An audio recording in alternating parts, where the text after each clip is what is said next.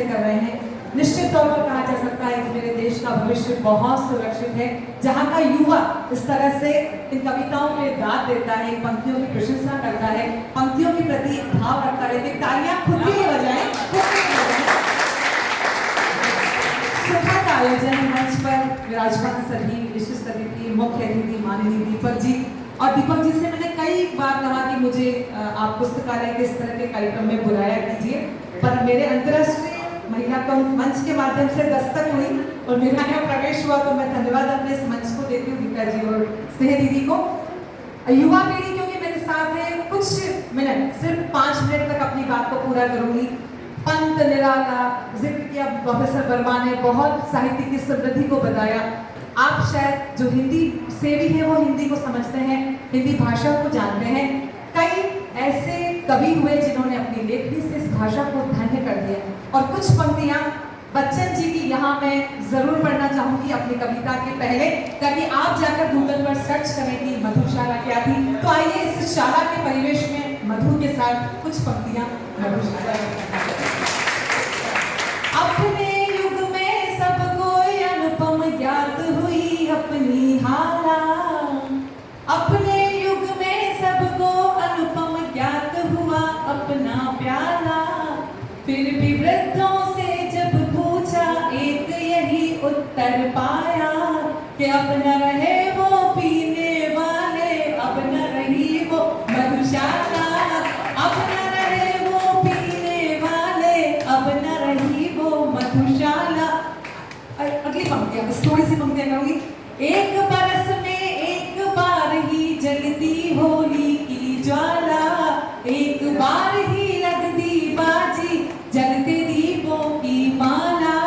आगे क्या कहते बच्चन जी? दुनिया वालों किंतु किसी दिन मदिरालय में देखो, दिन को होली रात दिवाली रोज मनाती मधुशाला, दिन को होली रात दिवाली रोज मनाती मधुशाला। मुसलमान और हिंदू हैं दो एक, मगर उनका प्याला एक, मगर उनका मदिरालय एक, मगर उनकी हाला। दोनों रहते साथ न जब तक मंदिर मस्जिद में जाते, दोनों रहते साथ न जब तक मंदिर मस्जिद में जाते, बैर बढ़ाते मंदिर मस्जिद में कराती मधुशाला, बैर बढ़ाते मंदिर मस्जिद में कराती मधुशाला। तो ये आपको एक होमवर्क दिया मैंने मेरे बच्चों को कि वो देखें कि मधुशाला बच्चन जी की क्या है। और अब हम कुछ स्वरचित रचना पढ़ के मैं आपसे अनुमति चाहूंगी।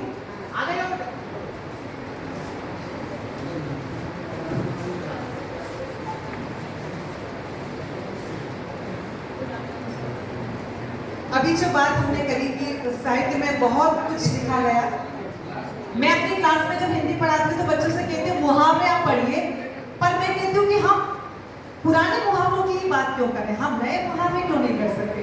क्या हमारी पीढ़ी नए मुहावरों पे काम नहीं कर सकती? हम 9 को 11 होना, लाल पीला होना, इन पर कब तक चलेगी?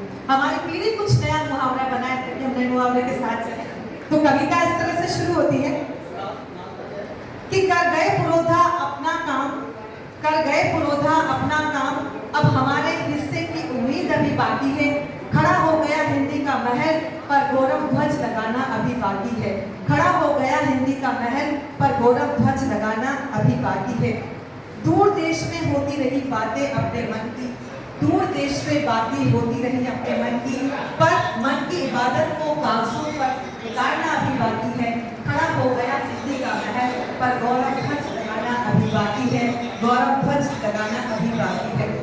आज के दिन का विशेष जिक्र, बजती है शहनाई साल में एक दिन, बजती है शहनाई साल में एक दिन, और होता है तुमुल निनाद जी भर के, पर साल भर बजे यह तरन्नुम, पर साल भर बजे यह तरन्नुम। यह धुन साज पर सजाना अभी बाकी है, यह धुन साज पर सजाना अभी बाकी है। खड़ा हो गया हिंदी का महल, पर गौरव ध्वज लगाना अभी बाकी है, गौरव ध्वज अभी लगाना बाकी है। एक और मनोभाव मैं कहती हूँ, भाषा कभी भी विद्वता का परिचय नहीं होता। आप कभी टूरिस्ट प्लेस पे जाइए, जो बिल्कुल नहीं पढ़ते वो इतनी बढ़िया भाषा बोलते हैं जिनकी जो कि उनके टूरिस्ट आने वाले होते हैं। तो अंग्रेजी को, जो कि बहुत बार चर्चा हुई कि हमने विद्वता ये सिर्फ एक भाषा है और भाषा बुद्धिमत्ता को कदापि नहीं बताती। आज भी विश्व में ऐसे देश हैं जो अंग्रेजी भाषा नहीं बोलते, जहाँ ब्रिटेन का उपनिवेश रहा वहां पर बोलते हैं। तो आगे देखिए, नहीं जानते तुम अंग्रेजी क्या पढ़े लिखे नहीं हो, नहीं जानते तुम अंग्रेजी क्या पढ़े लिखे नहीं हो, भाषा विविधता का परिचायक न हो। शब्दकोश में इस परिभाषा को बदलना अभी बाकी है। खड़ा हो गया हिंदी का महल पर गौरव ध्वज लगाना अभी बाकी है।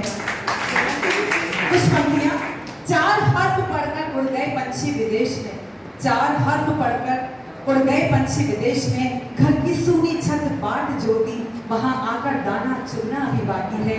खड़ा हो गया हिंदी का महल पर गौरव ध्वज लगाना अभी बाकी है। और एक अभी समकालीन परिवेश, कोटा शहर अभी 2 दिनों तक जो चर्चा में था, खबरें आपने खूब पढ़ी, खूब आप एलईडी के माध्यम से उस समारोह का हिस्सा बने। सांकेतिक तौर पर उसकी बात कर रही हूँ कि सज गए पत्थरों के घाट कलकल बहती नदी पर, सज गए पत्थरों के घाट कलकल बहती नदी पर, इन घाटों से 2 वक्त की रोटी भी निकले, इन घाटों से 2 वक्त की रोटी भी निकले, उम्मीदों का यह दौर अभी बाकी है। सज गया हिंदी का महल पर गौरव ध्वज लगाना अभी बाकी है, गौरव ध्वज लगाना। बहुत बहुत शुक्रिया, धन्यवाद।